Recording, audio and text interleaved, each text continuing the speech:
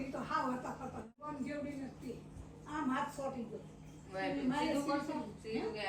ના હવે હુવાનું ત્યારે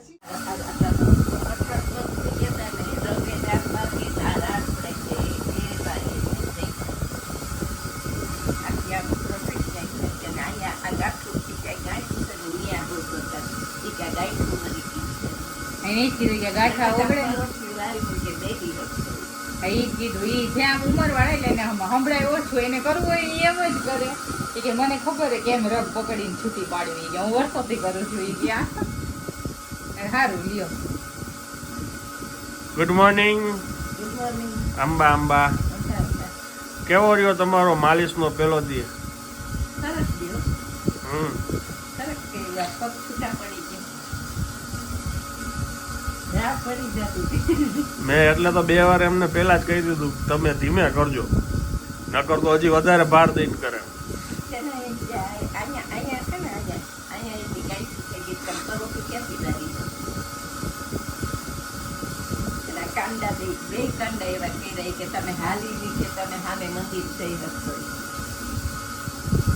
થઈ જશે.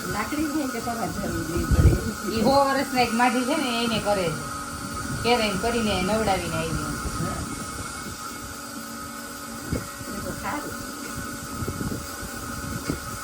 હવે બહાર આવવું છે હાલવું છે ને થોડુંક હાથ પકડીને જરાક કારણ કે તેલ વાળા પગ છે ને. હાલો બાપુજી દવા લઈ આવ્યા ને મારું એક પાર્સલ આવ્યું છે કેદુનું મંગાવ્યું હતું.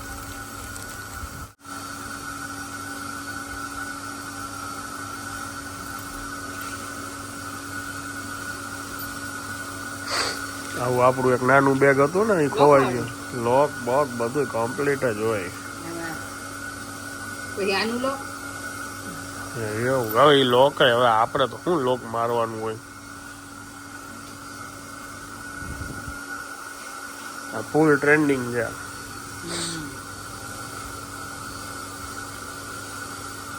લગાઈ દેવાનું.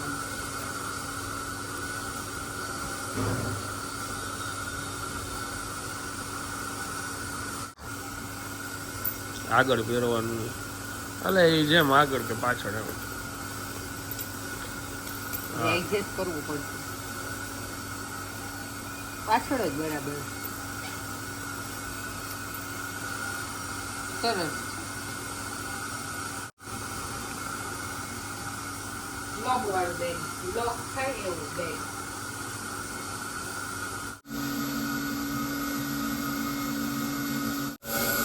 માલિશ બાદની નીંદર.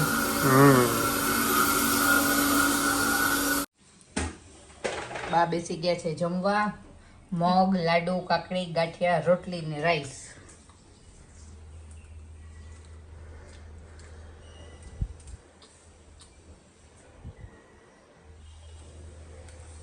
મગ રોટલી પછી કા બા પેલા ગાંઠિયા ને લાડવો ગાંઠવાનું ગયા છે.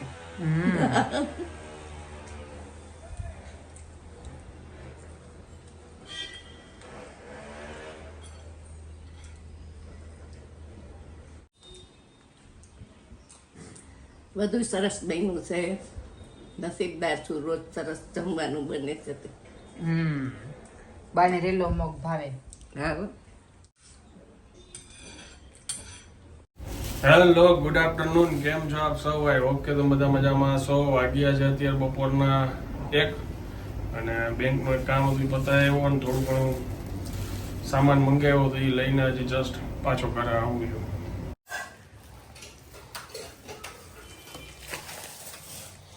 જમી લીધું? ગુડ. હાલો મને આપી દો હું જમી લઉં પછી મારે ફોન આવે ને તો આજ જવાનું બહાર. શું કીધું તમને ડોક્ટરે? દવા આપી શરદીની. દવા લેવાની બસ 2 દી. સરસ. સારું થઈ જશે.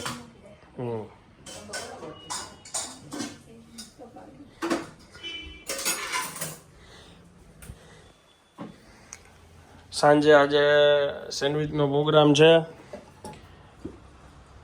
સાંજના બાકી બધી વસ્તુઓ હું લઈ આવીશ, બ્રેડ ને એ બધું. અત્યારે ચટણી કરી નાખો ફૂલ સ્પાઇસી. મરચા વાળા શાકવાળા ભાઈ કે પાણીપુરી કરવી છે તમારે, એમાં આવું તીખું ખાવું છો? મેં કીધું ના, આ રૂટીન છે અમારું.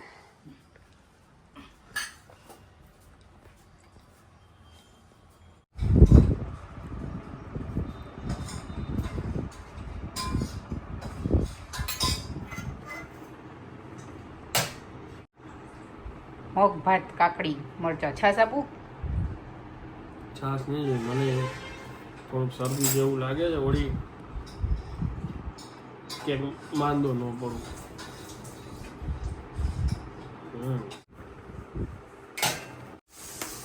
ચકલા હમણાં ઓછા દેખાય છે.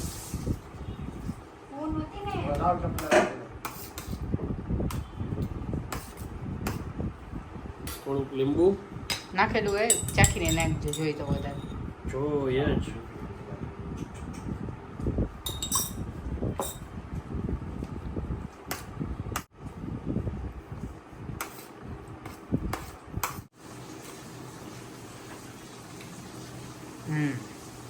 અહીંયા કઠોળમાં બી તમે વેરાયટી જોઈ શકો છો. આજે રિયાના મગ, ઓલા હતા મારા મગ. આમાં શું નવું છે? કાંઈ નવું નથી. મને એમ રેલો પાણી જેવા મન ન ભાવે, એટલે સૂકા જેવા છે. કારેલો હા, અને બાપુજીના વટાણા બતાવી દો. એમનું વટાણાનું શાક છે, રગડા જેવું શાક. પરોઠા રે ખાસે બાપુજી.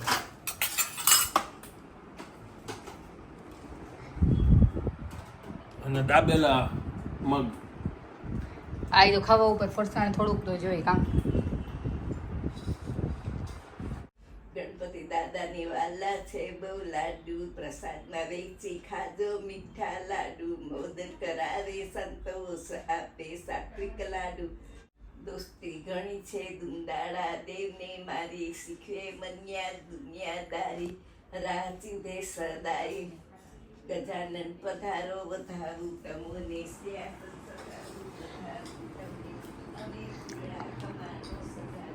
શું છે?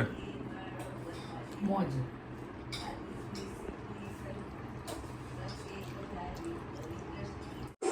બાપુજી બેસી ગયા છે જમવા. પરોઠું અને વટાણાનું શાક. સૂકા વટાણા, રગડા જેવું શાક. રગડા જેવું શાક.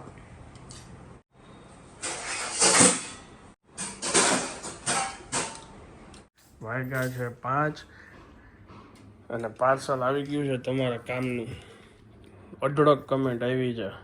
આ એક મીઠું છે, સોલ્ટ. આ નાખીને છે ને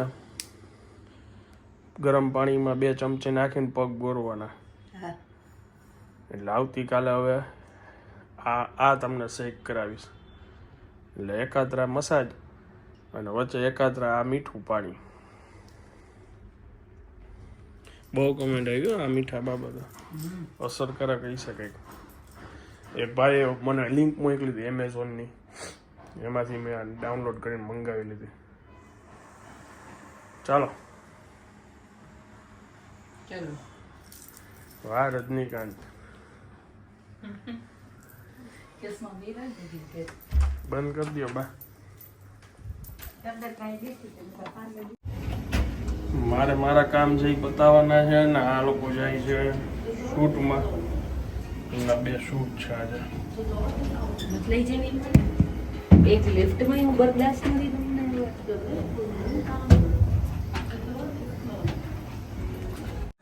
આજે છે વેજીટેબલ સેન્ડવિચનો પ્રોગ્રામ. કાકડી ટમેટા સુધારાઈ ગયા છે, બસ બટેટા અમે કરી છીએ હવે.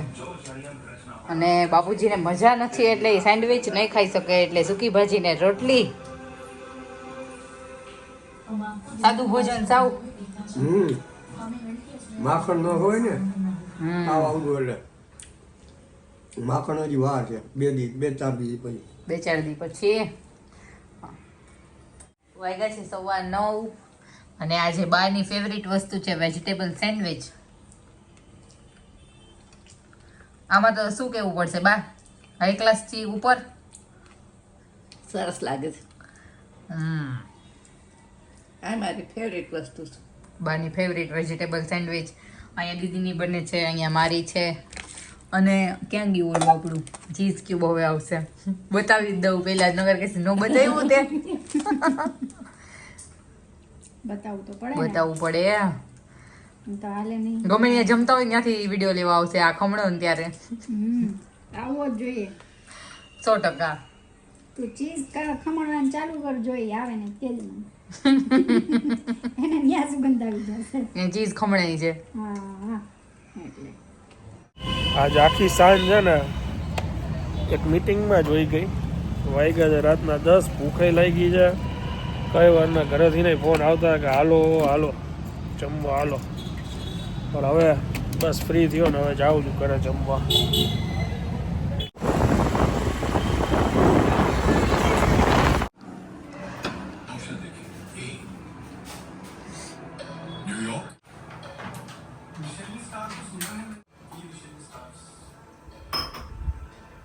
શું છે? પાણી ગરમ મૂકું દવા લેવા.